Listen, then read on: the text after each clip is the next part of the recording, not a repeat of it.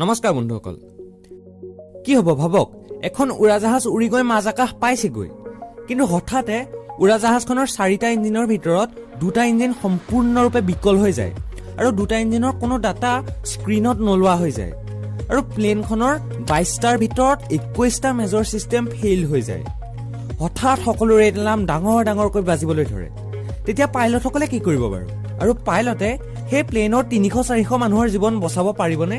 বিমান যাত্ৰাৰ ইতিহাসত আটাইতকৈ ভয়ানক মিড এয়াৰ এক্সিডেন্ট বুলি গণ্য কৰা এই ঘটনাটোৰ বিষয়ে সম্পূৰ্ণৰূপে জানিবলৈ ভিডিঅটো শেষলৈকে চাই থাকক 2010 চনৰ 4 নৱেম্বৰ ৰিচাৰ্ড ডি ক্ৰিস্পিনি নামৰ পাইলট ইন কামাণ্ডজনৰ নেতৃত্বত কোৱান্টাছ ফ্লাইট 32 নামৰ বিমানখনে ছিংগাপুৰ ইণ্টাৰনেশ্যনেল এয়াৰপৰ্টৰ পৰা আকাশলৈ উৰা মাৰিছিল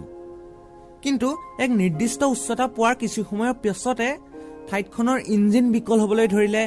ব্ৰেক হাইড্ৰলিক ইলেক্ট্ৰনিক্সকে আদি কৰি 21টা মেজৰ সিস্টেম বিকল হৈ গ'ল ককপিটত বহি থকা পাইলটসকলে দেখিলে যে হঠাতে তেওঁলোকৰ স্ক্ৰিনত ৰেড এলাৰ্ম শ্ব' হ'বলৈ ধৰিছে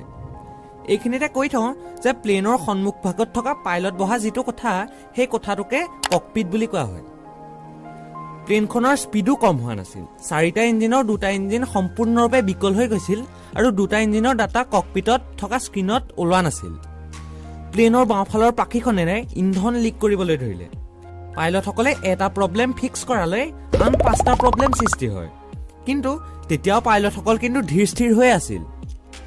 ডি ক্ৰিস্পিনি নামৰ পাইলট ইন কামাণ্ড গৰাকীয়ে তেওঁলোকৰ সহ পাইলটসকলক ক'লে যে আমি পুনৰ উভতিম আৰু আমি ছিংগাপুৰ এয়াৰপৰ্টতে ইমাৰ্জেঞ্চি লেণ্ডিং কৰিবলৈ চেষ্টা কৰিম কিন্তু প্লেনখনৰ স্পীড ইমানেই বেছি আছিল যে সেই অনুসৰি ৰানৱেটো বহুত সৰু আছিল আৰু তেওঁলোক সেই ৰানৱেটোৰ পৰা অলপ আগলৈ গ'লে গোটেই প্লেনখন ক্ৰাছ হৈ যাব আৰু প্লেনখনত থকা 469 জন যাত্ৰীৰ হঠাতে মৃত্যু ঘটিব কিন্তু পাইলট ডি ক্ৰিস্পিনিয়ে সেই ইমাৰ্জেঞ্চি সিচুৱেশ্যনৰ মাজতে অলপ সময় চকু মুদিলে আৰু ভাবিলে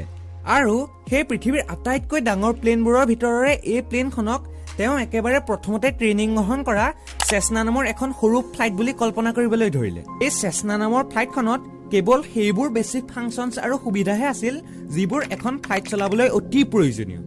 গতিকে তেওঁ ফেইল হৈ যোৱা মেজৰ সিস্টেমবোৰৰ কথা বাদ দি কেৱল সেই বেছিক সিস্টেমবোৰত ফ'কাছ কৰিলে যিবোৰ এখন ফ্লাইট চলাবলৈ অতি প্ৰয়োজনীয়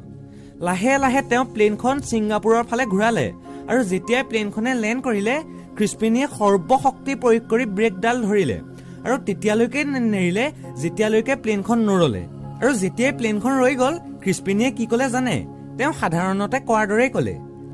ladies and gentlemen welcome to Singapore the local time is 5 minutes to midday on Thursday 4 November and I think you will agree that this was the nicest landing we have experienced for a while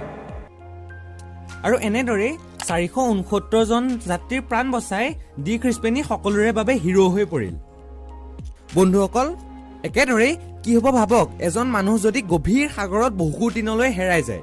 যদি জানিব বিচাৰে বাওঁফালৰ ভিডিঅ'টো click কৰি চাব পাৰে ধন্যবাদ